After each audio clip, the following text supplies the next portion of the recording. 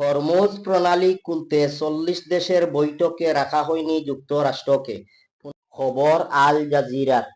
বার্তা সংস্থা রয়টার্স ও press association PA জানিয়েছে, পারস্য উপসাগরীয় এই কৌশলগত জলপথে নৌ চলাচলের পূর্ণ স্বাধীনতা নিশ্চিত করার জন্য আন্তর্জাতিক কূটনৈতিক সমর্থন জোরদার করাই এই সম্মেলনের মূল লক্ষ্য। হরমুজ প্রণালী বন্ধ থাকায় বিশ্বজুড়ে জ্বালানি সরবরাহের ভয়াবহ সংকট তৈরি হয়েছে। জ্বালানি সংকট থেকে উত্তরণের পথ খুঁজতেই এই বিশেষ উদ্যোগ নেওয়া হয়েছে।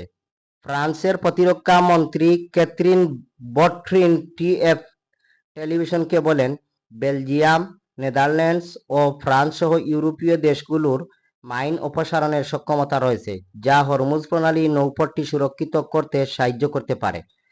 ক্যাথরিন বটফ্রিন আরও বলেন, ইউরোপীয় দেশগুলো কৌশলগতভাবে গুরুত্বপূর্ণ এই জলপথ দিয়ে চলাচলকারী জাহাজগুলোর জন্য পূর্ণাঙ্গ সহায়তামূলক প্রহরা পরিষেবা দিতে পারে। আজকের বৈঠকে প্রণালীটি পুনরায় খুলে দেওয়ার বিষয়টি নিয়ে আলোচনা হবে। এদিকে ব্রিটিশ প্রধানমন্ত্রী কিয়ার স্টারমার এই সম্মেলনের গুরুত্বপূর্ণ বক্তব্য রাখবেন বলে আশা করা হচ্ছে। ধারণা করা হচ্ছে তিনি হরমুজ প্রণালী পুনরায় খুলে দেওয়া এখন বৈশ্বিক দায়িত্ব হিসেবে তুলে ধরবেন। যেহেতু বিশ্বের জ্বালানি তেলের একটি বড় অংশ এই পথ দিয়ে পরিবাহিত হয়, তাই এর স্থবিরতা সারা বিশ্বের অর্থনীতির জন্য হুমকি স্বরূপ। যুক্তরাষ্ট্র ও ইসরায়েলের হামলার প্রতিক্রিয়ায় গত 6 সপ্তাহ ধরে হরমুজ প্রণালীতে নৌ অবরোধ জারি রেখেছে ইরান। এর ফলে বিশ্ববাজারে তেলের দাম আকাশচুম্বী হয়েছে।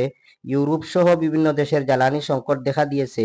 এই পরিস্থিতিতে ওয়াশিংটনকে বাদ রেখে ইউরোপীয় শক্তিগুলোর এই আলাদা বৈঠককে আন্তর্জাতিক রাজনীতিতে গুরুত্বপূর্ণ পদক্ষেপ হিসাবে দেখছেন বিশ্লেষকরা।